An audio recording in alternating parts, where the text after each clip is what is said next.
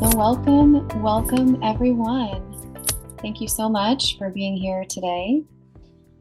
Our talk today is by Olixn Adams on the healing power of the breath of life.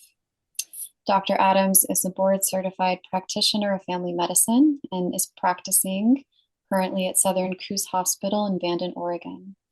He synthesizes the principles of Ayurvedic medicine and osteopathic medicine to provide a deeper understanding of physiology, spirituality, and the wholeness of life as it pertains to health, healing, and well-being. He's a faculty member of the Biodynamics of Osteopathy program and lectures internationally teaching osteopathic medicine to physicians from around the world. He's also the director of the Pranada Wellness Center, a holistic healing center located at the Temple of Compassion in Burton, Texas. Our talk today is an offering of the Pranada Wellness Center. Pranada Wellness is currently offering educational talks like this one and hosts annually an integrated week-long healing immersion in the spring. So our next healing retreat is coming up in March. It will be held March 15th through the 20th. And we just put a link there in the chat. We have a few spots available. So if you're interested, please check that out. I'll hand it off to Olixn. Olixn, thank you so much for being with us. Thank you, Rosa. Let us close our eyes and start with a prayer and offering this morning for the health and wellness and well-being of all on the planet and the planet at this time. Om Sahana Vavatu Sahana Bhunaktu Saha Viryam Karavavahai Tejasvi Namavivamastu Ma Vidvishavahai. Om Shanti Shanti Shanti. Dhyana Mulam Guror Mutruhi Puja Mulam Guror Padam Mantra Mulam Guror Vakyam Moksha Mulam Guror Krupa Guru Brahma Guru Vishnu Guru Devo Maheshwaraha Guru Sakshat Parabrahma Tashmai Shri Gurave Namaha.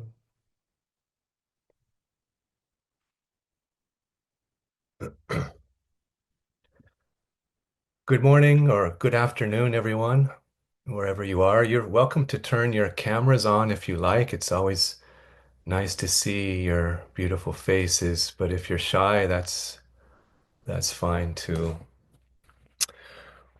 This is another talk from Pranada, the Pranada program. And Pranada means giver of prana. It is the wellness center that is part of the Kriya Yoga Institute, Pranada's headquartered at the Temple of Compassion in Texas. We do have a program coming up that Rosa mentioned in March, and it's a wonderful opportunity to come together. The most beautiful thing about the program is the community, because healing really happens in the context of community. Healing in Pranada, we say healing is a movement to wholeness. And when we're completely in wholeness, we're healed. And so healing doesn't happen in isolation. It happens in the context of our entire community. And a lot of several things we do in Pranada in the programs. There's the treatments, which include Shirodhara treatments and osteopathic treatments and consultation. We also provide education about wellness and physiology and diet and health.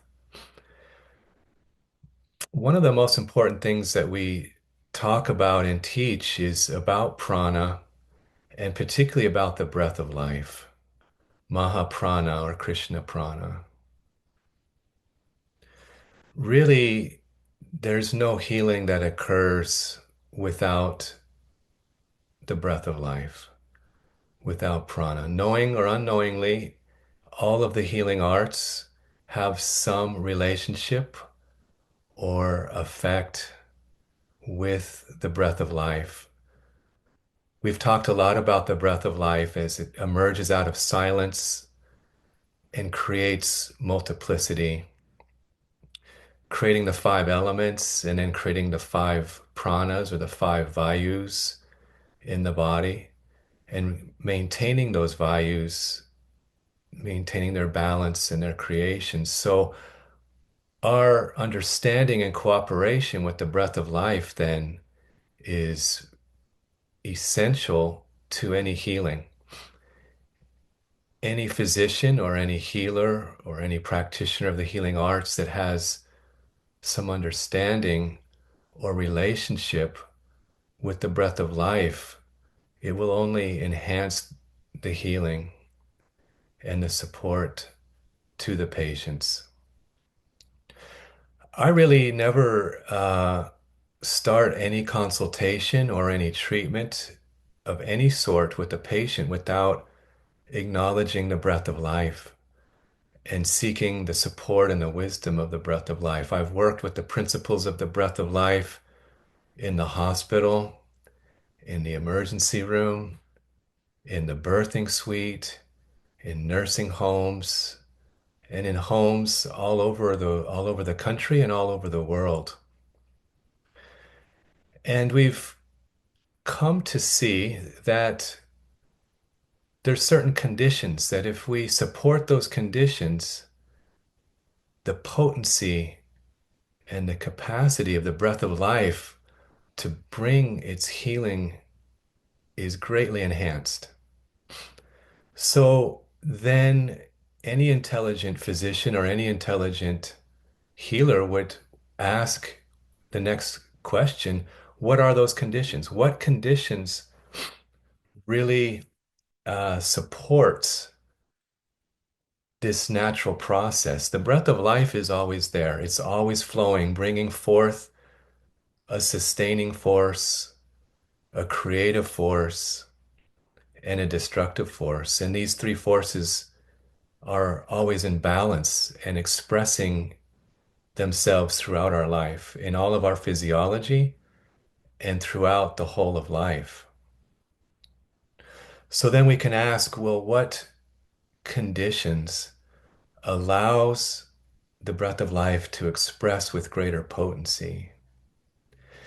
And we've spoken some about this indirectly, but I thought today we would share some things that we've noticed in clinical practice that really brings about a greater potency. The first, the first thing, which may be the most important, is a condition that we hear mentioned in many spiritual traditions. And this condition is named in different ways depending on the condition. So in some traditions it's called equanimity, and in some traditions it's called dispassion. And in osteopathic medicine we actually call it neutral. So when we're in neutral, when we are dispassionate, when we are in a state of equanimity, there's a balance between the Ida and the Pingala. We've spoken about these channels in the past where we have the Sushumna running through the center and the Ida and the Pingala on each side representing the sympathetic and parasympathetic nervous system at the gross level. At the subtle level, we call it Ida and Pingala. These are pranic channels running through the center of our being, regulating the prana and allowing the prana to express in its playfulness and in different manifestations. When these channels come into balance, when the Ida and the Pingala, when the sympathetic and parasympathetic nervous system are in a state of relative balance, the prana naturally flows through the Sushumna. The breath of life then is able to breathe through the Sushumna and express in its greatest potency. And the disease process has a greater capacity to transmutate or to heal through a transmutative process that the breath of life brings forth naturally. So we could ask, well, how do we support neutral? How do we support dispassion? How do we support equanimity so that we can get in touch with the breath of life? One of the most important things that really supports this is acceptance. When we're sick, when we're ill, it's very common for the mind to jump to the future, to jump towards the idea of wellness. But what we need at first is an acceptance of what's happening, acceptance of where we are, acceptance of the moment. So if we can just take a moment and accept everything exactly as it is right now without any effort to make a change. Without any effort to make a change, am I able to simply accept how I'm feeling, how I'm breathing, everything in this moment without any need for a change, just a pause and an acceptance. This acceptance makes a large change in our physiology. It makes a change in the way the prana expresses itself, and it brings the sympathetic and parasympathetic nervous system into a state of balance. It brings us one step closer to this neutrality, to this dispassion. So, as we're all together now, listening and appreciating, as we start to appreciate some of these principles, we can also appreciate that the breath of life is passing through all the time, and it's present all the time. And sometimes, as we acknowledge these principles, we start to feel those effects. We start to get a little bit of healing. We start to get a little bit of movement into a deeper relationship with wholeness. We might start to feel more relaxed, more peaceful. We might start to feel some warmth or some tingling in the chest or the abdomen, a little bit drowsy. These are all signs that our nervous system is coming into a deeper state of balance and allowing the breath of life to do its work. The breath of life wants us to be healthy, wants us to be whole and happy, and it's always bringing its potency and its grace is always there. It's a matter of our capacity to find a neutrality to allow it to begin its work on the whole of our being, mind, body, and spirit. It's a holistic medicine. It's a holistic approach to life. So we say acceptance is one of our first steps, and that's where we often start an osteopathic treatment or an Ayurvedic treatment or a Shirodhara treatment. Whatever the treatment, we have to start with what we have in this moment, exactly as it is, acknowledging the perfection that the breath of life has brought forth to bring us all together. It's only through the breath of life that we're all together in this moment, sharing in this conversation and sharing in this opportunity to be together and to receive the grace of the breath of life as it's passing through. So acceptance. Another great opportunity or tool that we use to support this equanimity, this dispassion, this neutrality is gratitude, gratefulness. I like to say grateful is the great flow. If you want to feel the great flow in your life, the great flow of the breath of life, then a little bit of gratitude, even when conditions are hard and difficult, looking around and acknowledging what we're grateful for in this moment. We can almost always find something. And this gratitude, this attitude of gratitude opens the doorway and allows the breath of life to flow. So we start to get this neutrality through acceptance and gratitude, and then appreciation that there's something always moving through us, around us. The whole world, everything is breathing. We have our thoracic respiration, the movement of our breath and our lungs and the diaphragm. But there's this other breathing, and we've spoken about it quite a lot in previous discussions. There's this pranic breathing, and it breathes at different rates, depending on the state of the mind, depending on the environment.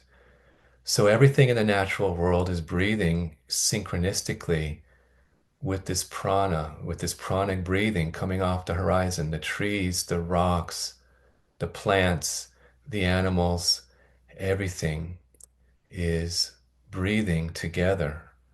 And if we can start to get this sense and appreciation of this breathing and a gratitude for this breathing and acceptance for where we are in this moment, exactly where we need to be in this moment, we will start to get a little bit of a treatment, a little bit of a therapeutic effect from the breath of life will start to enter into the mind, the body, and it'll start to make some physiological changes. You might start to feel a little upliftment or a little bit of sense of peace or a little bit of sense of joy. And sometimes that's a little sense of tingling around the heart as the upana gets activated. With this neutrality, upana gets activated and it begins to rise up naturally. It begins to rise up from the heart to the throat to the third eye, illuminating the third eye, bringing light into the cave of Brahman. And we've spoken in previous talks how important this is. This light entering into the cave of Brahman is the seat of the immune system. It will then balance and activate the entire immune system. And we've spoken about this in the past in some detail. This is a natural process. It's the breath of life bringing its effect on all and everyone through wholeness. The breath of life doesn't act on one particular thing and then another. It acts on the whole physiology at once. It acts on all of the world and all of the people in as one movement. We just need to cooperate. And by cooperation, we're talking about acceptance. We're talking about gratitude. We've also spoken about thoracic respiration quite a lot. That's the movement of the diaphragm and the lungs and the air flowing. And we've spoken how allowing the balanced state of thoracic respiration supports a neutrality that allows the breath of life to do its work. I won't go into a lot of detail. You can look at previous talks if you weren't here, but we're talking about allowing the diaphragm to come to a state of rest and a state of neutrality, and allowing thoracic respiration to come into a perfect state of balance. Because thoracic respiration and the breath of life really are one thing. So even if you can't feel the breath of life, which everybody has the capacity to feel, but even if you don't feel it in this moment, it's very easy to feel your thoracic respiration. It's very easy to feel the movement of your breath. The breath connects all the levels of life. So when you feel that breath, you are in connection with the most subtle, including the breath of life. So feel this. Let your nervous system come into a state of rest, a state of balance naturally. You know, everything is always trying to move towards normal, towards balance, everything. And if we can just take a moment and stop and rest and appreciate that there's already something in motion trying to bring us home, trying to bring us into a state of balance, this allows for an opportunity for the breath of life to do its work. It's always trying to heal us. It's always trying to support us. This is a real thing. I've tested these principles in so many different environments, in the hospital, in the emergency room, many, many different places and conditions. And we find if we can establish a sense of neutrality, equanimity, many, many beautiful changes and miracles occur spontaneously through the breath of life. So a lot of what we do at the Pranada programs is we together, when we're together with a group of people who are practicing the principles and seeing the health and the perfection in each other, it creates a synergy. It creates a healing synergy that allows the potency to build and bring about tremendous change, healing, and well-being. Some of the treatments that are provided at the program, such as Shirodhara and osteopathic treatments, support this natural expression of neutrality that we're talking about. This neutrality has an effect on the mind and the body. So as the mind becomes more neutral, it becomes more peaceful, more calm. And this in turn supports the physiology at every level of physiology, from the subtle to the gross. The Ida and the Pingala come into balance. The Sushumna is allowed to flow and open. The sympathetic and the parasympathetic nervous system comes into balance. The blood pressure regulates. We've documented all of these types of changes in numerous different types of studies, from the subtle to the gross. So I'm sharing with you some very simple things that can create a very profound and powerful change in your whole physiology, in your whole mind, through the most natural and potent medicine that there is. That is the Mahaprana, Krishna Prana. It's interesting that so many different spiritual traditions have a name for the breath of life, and there's different names for the same thing.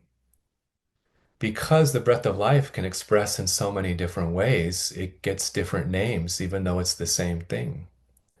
So you have Mahaprana, Shakti Prana, Krishna Prana, all the same thing, but with different expressions. The breath of life starts with three currents: a positive current, a negative current, and a neutral current. The positive current brings activity. We call it rajas. The negative current brings a condensation and a stagnation. We call it tamas. And the neutral current brings a balance of the two. It's a unifying principle. We call it sattva. And these three currents are even in your thoracic breath. As you're breathing in, there's a rajasic current, a tamasic current, and a sattvic current. We want to come in harmony with this sattvic current, that it may flow through your whole body, bringing forth that breath of life, that charge, that essence of life. So the ways that we're talking about is this neutrality that activates and puts us directly in touch with this sattvic current that's coming from the breath of life and passing through everything. Right now, it's available to you. Just think, just be at peace, accept everything as it is right now. Your complete acceptance will put you in direct contact with the sattvic current, and it will activate the upana, which will rise. You'll get illumination. You'll get illumination in the third eye. This is the light of the breath of life, which imprints its perfection into the cerebral spinal fluid in the third ventricle and allows that perfect imprint to disperse through the whole body through a process called neurotrophic flow. This perfect imprint is in the cerebral spinal fluid. Dr. Still, the founder of osteopathic medicine, said the cerebral spinal fluid is the highest known substance. The highest known substance in man. It's the perfect ojas in the physical form. And the breath of life is creating it and sustaining it. Our beingness is another thing that supports this neutrality. Beingness, just being, does not require any effort. We already are. So what effort is needed to be? Be here now, just be. In your beingness will be a natural neutrality. No effort is needed. We're so busy making an effort, even trying to be, and we already are. So just stop and be. Allow your beingness to express itself. If you feel your beingness, you are in touch with the neutrality that allows the breath of life to bring its perfect support, its perfect medicine, its perfect illumination. Devotion also helps with this neutrality. Love your breath, love the breath of life as the living presence of the divine incarnating into the natural world. This brings wonderful sense of equanimity, of neutrality. Neutrality is the sattvic current. It's neither active nor passive. It's receptive. It's receptive to the moment. It can be moved forward or backwards or up or down. It's neutral. Another thing that can help our relationship with the breath of life and the natural forces of healing that are inherent in every single human being. Everything that we need to heal is already within us. Everything. Healing is a natural movement. It's inherent. There's an intelligence in every cell that knows wholeness, that knows normal, and is seeking that balance. Sometimes a state of imbalance occurs and it requires that we provide some type of intervention to begin restoring the movement towards the balance. There's nothing wrong with that. There's many interventions that are necessary, such as an antibiotic when there's a severe pneumonia and the patient's in the hospital. But behind that antibiotic and behind the healing of that antibiotic is the breath of life. And so we seek to cooperate with the natural laws of healing, even when a man-made law or a man-made medicine or intervention is required. So synchronization with the laws, the natural laws of the universe, synchronization with the natural laws of nature. That's a big deal. That supports our health, brings us in relationship with health, and supports the breath of life to pass through. So how do we synchronize with the natural world? We have to follow the rhythm and the tempo of the natural world, noticing the seasons. When the season changes, so should our routines, so should our diet, so should our sleep patterns. Everything should change in harmony with the seasons.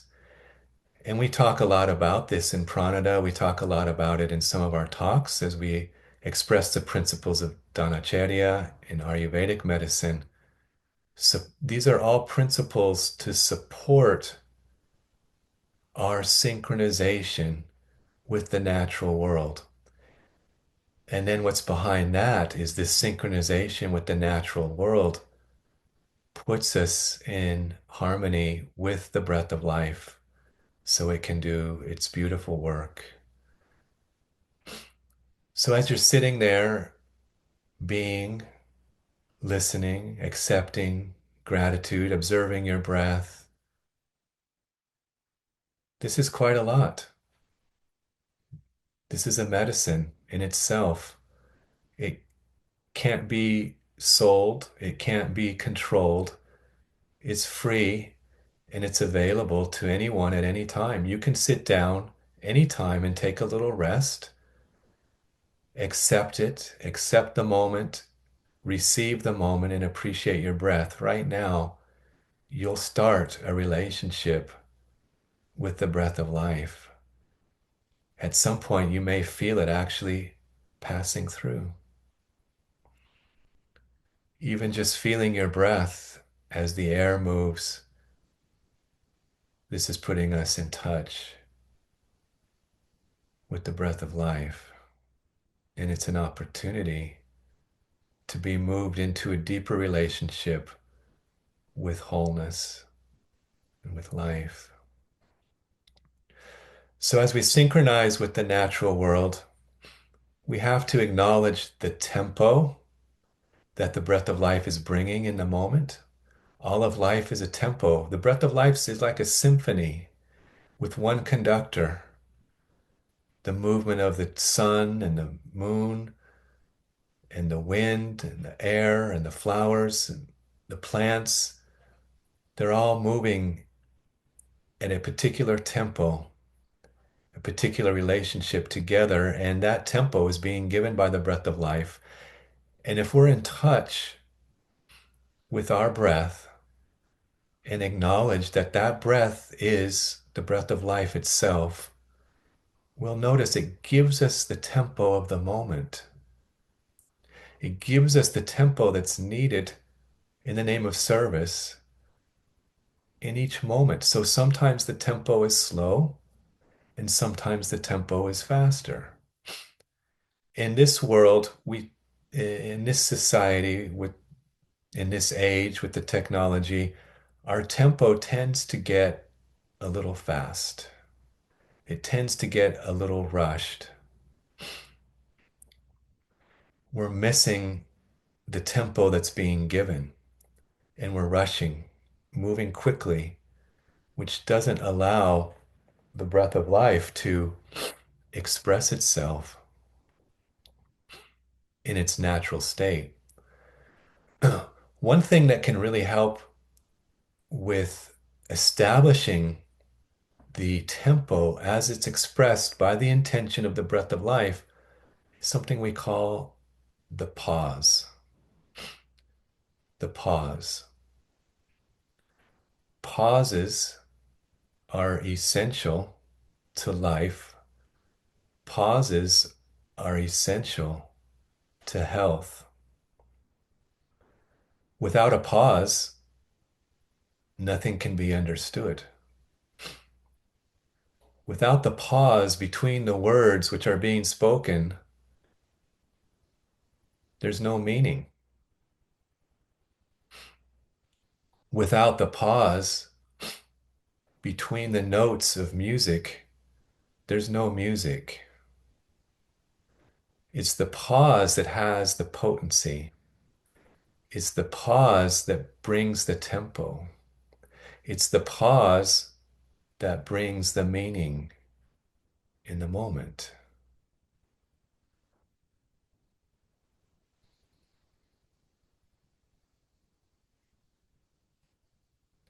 these pauses are essential to life. If there's no pause between beats of the heart, there'll be chaos. If there's no pause between breaths, there's no breath. The pause brings the tempo, and pauses are built into life everywhere. It just so happens that we often don't notice them. So the next time you're in a hurry to get to work or to an event or the movie or the restaurant, and you get stopped at a red light, rather than grow impatient with the red light, there's an opportunity to acknowledge it as a pause. So that's a pause. It's emerging from not the natural world, but man-made laws and rules. But if we can acknowledge those pauses, it'll put us in touch with the pauses that exist in the natural world. And the pauses are a great doorway to neutrality.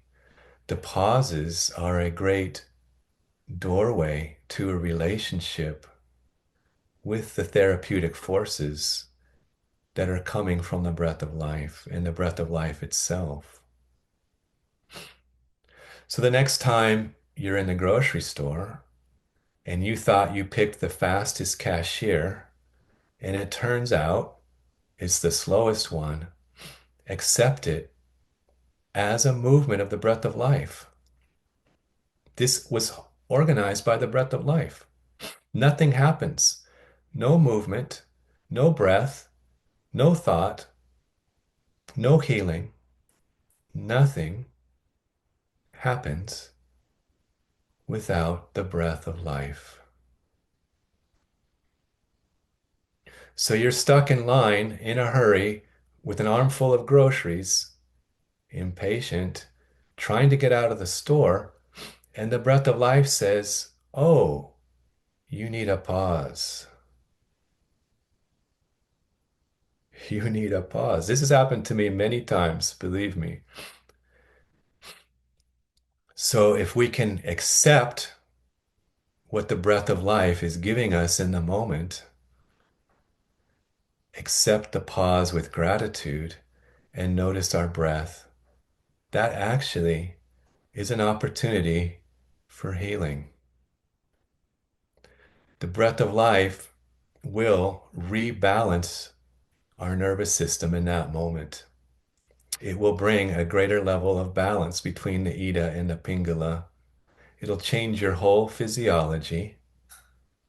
It'll restore the flow of prana in a harmonious fashion.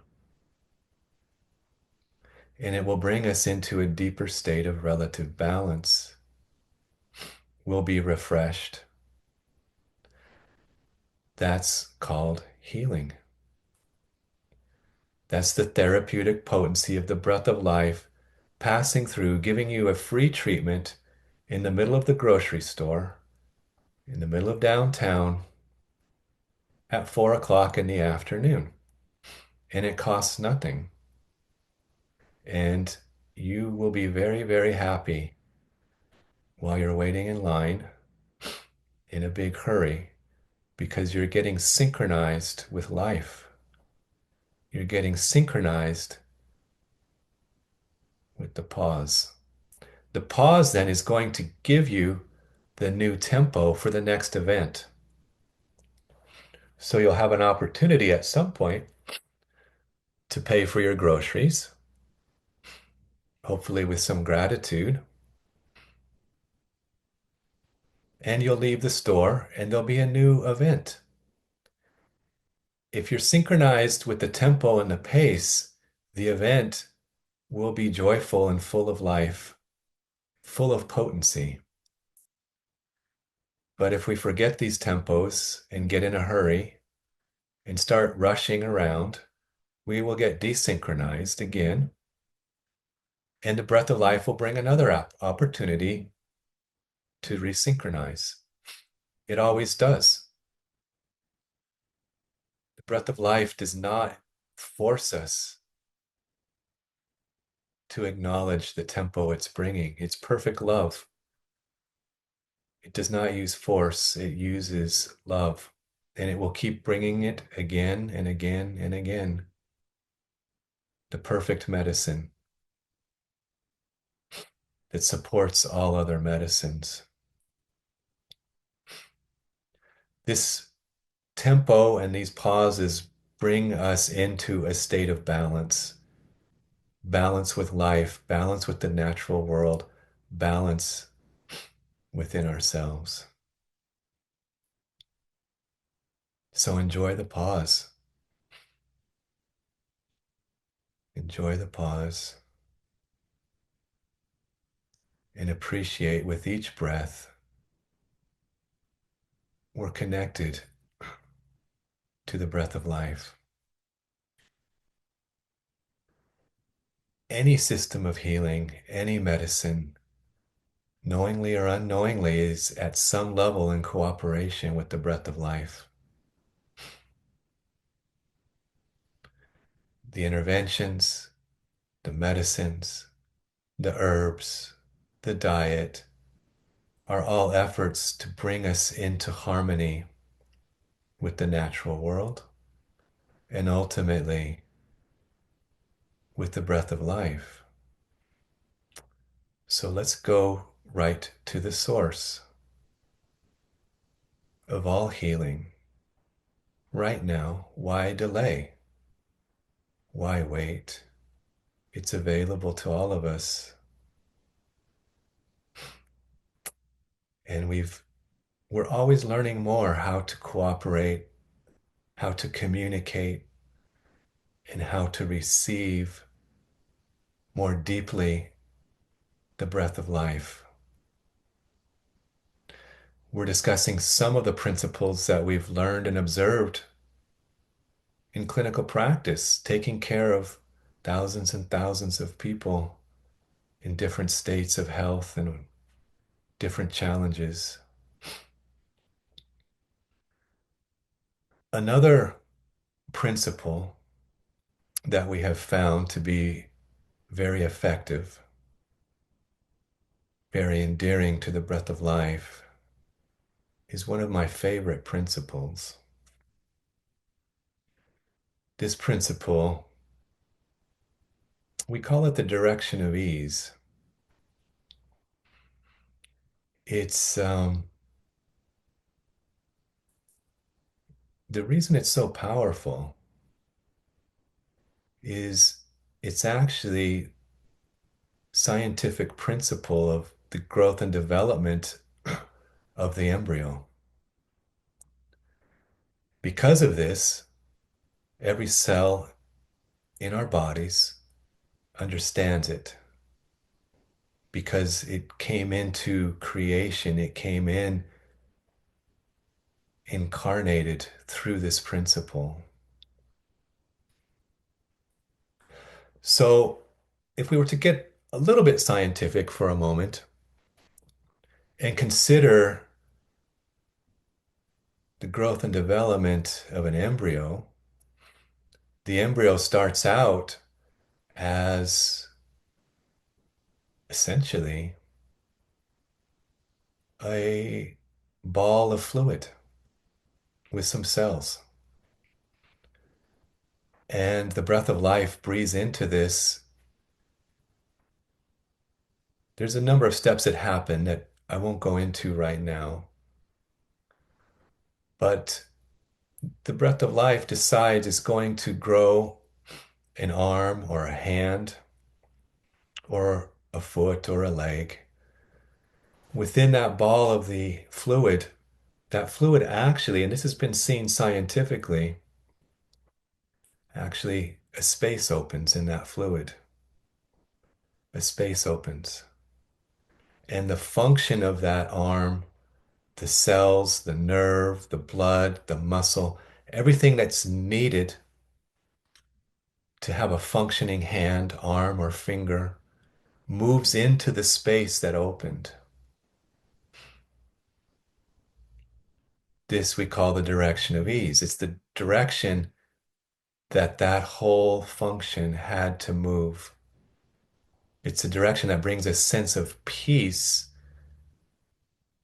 well-being, equanimity to the entire form, to the entire organism. So there's an intelligence within us. There's a love within us. There's a presence within us. There's a consciousness that understands this principle at a cellular level. And when you are moving in your direction that the breath of life intended for you, there'll be peace and harmony. There'll be ease. Now, that does not mean that it's always easy. People get confused and think it should be easy. It can be difficult. It can be challenging, but there will be a sustained sense of peace and well-being with the decision or the direction or the activity. So this is called direction of ease. It puts us in harmony, synchronization, direct contact with the breath of life as a living principle, and it will always bring us home.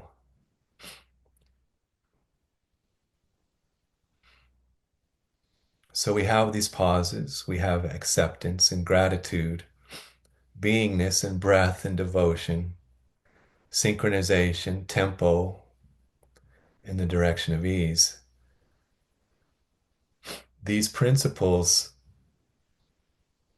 are essential for any healing, regardless of any other medications that are being taken or any other interventions that are needed.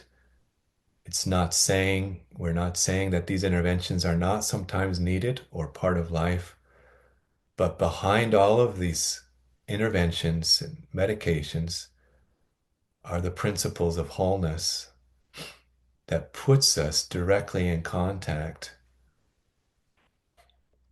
with the breath of life.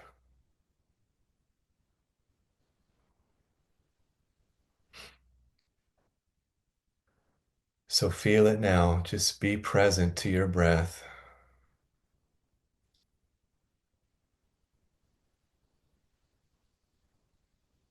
And that there is a loving presence that is through you, in you, around you, holding you, creating you, sustaining you, and loving all of us beyond our imagination, beyond our capacity to understand. We're being held by this breath of life all the time. Many things have the capacity to change and to heal through our acceptance and our acknowledgement of these principles. This is holistic medicine. If the medicine doesn't move us into wholeness, we can't say it's holistic. It may be integrative. We may be taking different parts from here and there and different teachings and different principles and different herbs. That's fine. That's integrative. We're talking about a holistic medicine. That's a medicine that brings us in touch with our wholeness, puts us in touch with who we really are. So this true self is the true healer, the inner guru, this inner light. This is the wholeness. This is the healing. the movement into who we really are. So if you have any questions or any comments, please feel free to post them, and Rosa can let us know if there's any questions coming through. If not, that's perfectly fine too. Even though we're all in different physical cities, the physical location is separate. When we come together in this way, we really are one. There really is a synergy that happens because the breath of life functions through wholeness. So the breath of life is touching each person in the perfect way in this moment. And there's a synergy that emerges out of sharing our time together in these discussions and these thoughts and this devotion. That's the healing, and it's augmented in a group. Even if there is distance between the physical form, there is no distance for the breath of life. Everybody is at the center. There is no distance. It's connecting everybody through this ocean of love. Gurudev Hariharananda has a series of books called The Ocean of Divine Bliss. We're in this ocean. This ocean's created by the breath of life, and we're all in it together as one movement. There is no distance in that ocean. There is no distance in that ocean.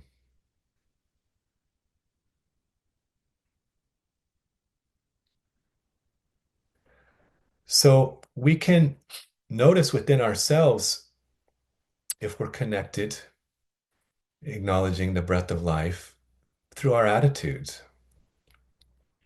Whatever we undertake to do must come out of our being, must come from the breath of life. So anything we do should bring either a sense of joy and happiness or enthusiasm or this neutrality or acceptance. One of those three. If one of those three is present, it's a good sign, a good indication that we're synchronized with the breath of life. And if we don't have one of those three, then it's good to take a pause. It's good to just stop and wait a moment until we're re-inspired. So any activity should bring a sense of peace and joy, or a sense of enthusiasm, or in some cases, it's just acceptance. Some activities that are to be undertaken are challenging and not as pleasant as others. Can we have this acceptance then? If the car breaks down in the rain and we have to change a flat tire, that might not be joyful, the activity. But if we have a sense of acceptance, we'll be all right. Joy, acceptance, and enthusiasm are the hallmarks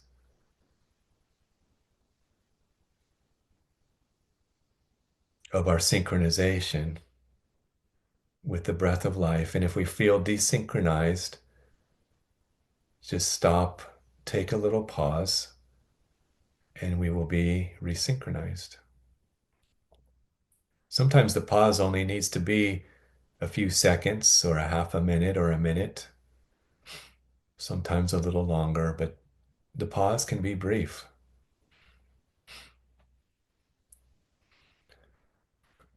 Are there any questions we need to address, Rosa? Mostly it's just gratitude, thanking you for for this talk and for sort of facilitating a pause in most of us here.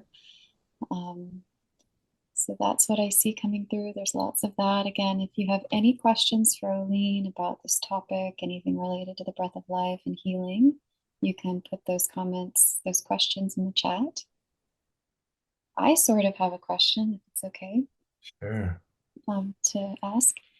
So, how does the breath of life um, relate to like a healing crisis? You know, many of us have been through things like, say, you get in a car accident or you have a shock in your life, you lose someone, um, or even if it's something that gets triggered from long ago, like how to use the breath of life to transform some of those things and to deal with a healing crisis.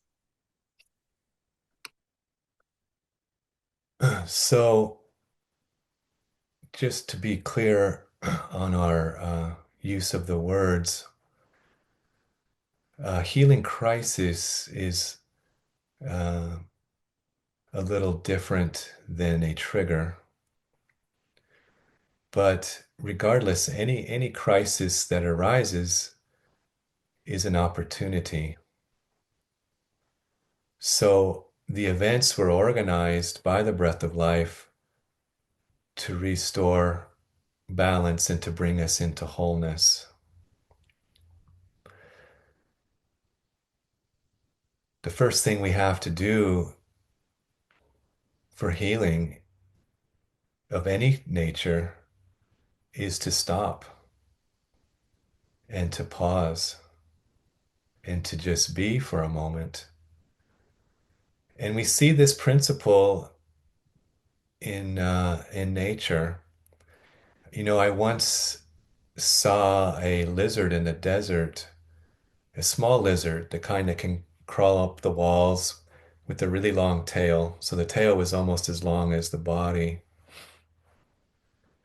And the lizard got caught by a cat. The cat caught the tail and it shook the lizard around, and the tail basically fell off because that's the lizards can release the tail. And so the lizard ran off up the side of the wall and onto a counter in the kitchen without its tail. And the first thing it did once it reached a safe spot is it stopped and it went into a pause. And the pause became more than a pause. The pause became full of stillness. And so this stillness suffused the pause, and it lasted about 23 minutes. I was sitting there, I watched the whole event, and you could actually feel the stillness around the lizard, and you could feel the stillness around the lizard almost fill the whole room, and everything got really, really still. And so there was an acceptance, there was a surrender, there was a pause, there was a stillness, and then the breath of life passed through, and the lizard, after about 23 minutes, sat up, began breathing, looked around, and scattered off just fine, as if nothing had happened. He said, "Well, I lost my tail, but I'm still alive." So he was good. And I watched this lizard for a week. It grew a whole new tail. But before it started the process of growing a new tail, before it did anything else, the first thing it did was stop and wait and listen. So a healing crisis is different than a trigger. Sometimes when we start a healing journey, it could be different herbs or a homeopathic remedy or an osteopathic treatment or Ayurvedic treatment. Sometimes we begin to feel a little bit better for a few days, and then all of a sudden we don't feel so good, either psychologically or emotionally or physically. And that would be a healing crisis where the therapeutic forces in the healing process has intensified and then exacerbated some of the symptoms before they're fully resolved. Again, there, the pause is essential. We want to just stop and wait for a moment and then reevaluate what needs to be done to support the process and reestablishing the balance. But the pause is essential. You have to stop and just wait for a few hours or a day or two. It's common in emotional healing, this crisis, which is not a trigger, but somebody may be healing from some type of emotional stress or trauma. They will begin to feel better and then even really good for a few days, at which point there may be a day or two when the memories and the emotions come back to the surface to be transmutated, to be felt and just transmutated. Again, there it's a pause that brings the potency for the change. The breath of life only does this when we're well resourced, when we've already on our way to healing and feeling the support and the love that's available to each individual through different sources, ultimately through the breath of life. But it's the pause that restores the balance, that allows us to get clarity of the direction that's being indicated or given in the moment. That's a little different than a trigger, which happens often in trauma when there's an event that reminds a person of the event, and the sympathetic and parasympathetic nervous system get out of balance. A little different. But if we can come back to our breath and to our neutrality and to our pause, that will bring the potency for the transmutation, for the change that is needed. Thank you for the question.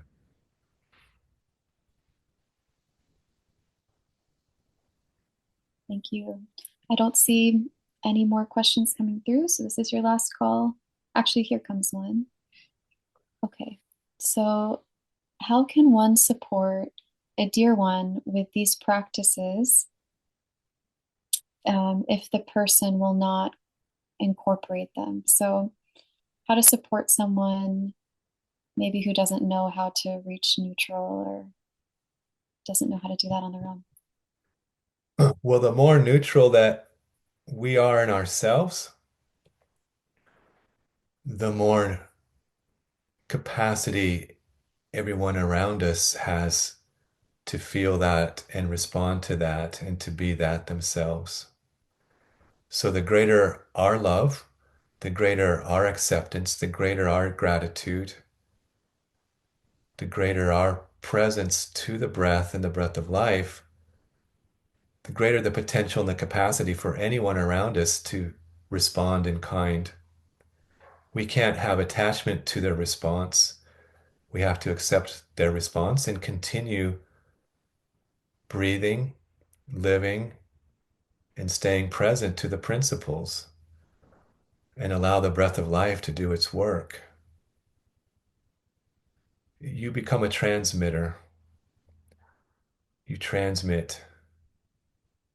You transmit these essential truths right through your looks, how you look, through your eyes, I'm saying, through your speech, through your actions, through your breath, through your thoughts. We're all a microcosm in a macrocosm. So our mood is like a weather pattern around us, right? So what is the weather that you're going to be emanating? What is the mood that you're going to be transmitting? We all have an effect on each other. So we have to stay with the principle of what the breath of life is bringing to us in the moment and how we respond to what's being given to us in the moment through the direction of ease will bring the support to your loved ones.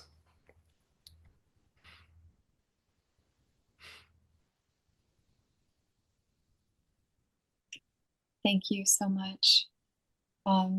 Yes, somebody had a question about if these talks will be recorded. They will all be recorded. They'll be available on the Pranada Wellness website and YouTube channel, probably within a few days.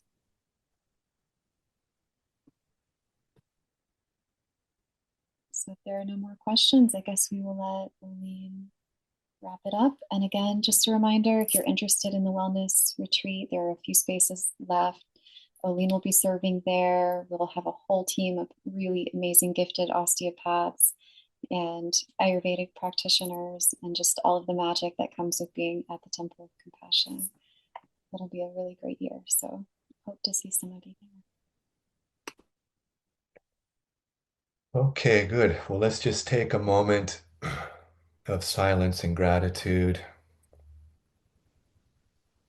appreciating our breath as the breath of life,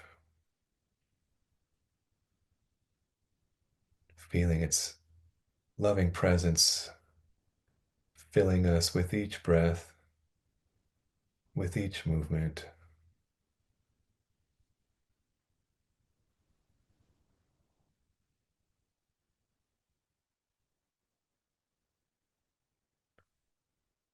Sarve bhavantu sukhinaha, sarve santu niramayaha, sarve bandrani pashantu, ma kashitu kavagavet. Om Purnamadaha Purnamidam Purnamudachyate Purnasya Purnamadaya Purnamavavashishyate. Om Shanti Shanti Shanti. Thank you, everyone. Thank you so much, Olixn. Thank you, everyone, for being here. See you next time.